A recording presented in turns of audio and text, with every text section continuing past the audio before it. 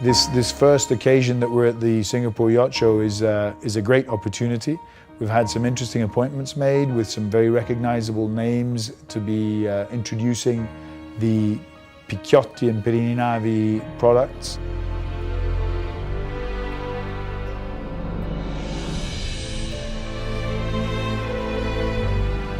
I think the quality of the visitors exceed my expectations. We've had a lot of people that have been on the boat, they appreciate it, and I think it was a very worthwhile time for us to come here.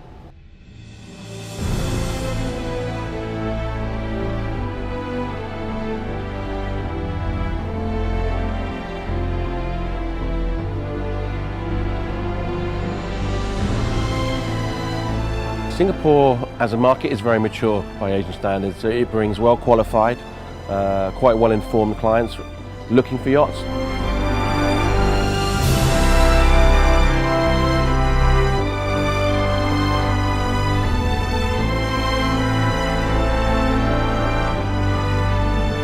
They're people with money that want to spend money, enjoy themselves, like trinkets, and we sell fine art, and that pretty much, I think, fits the mould.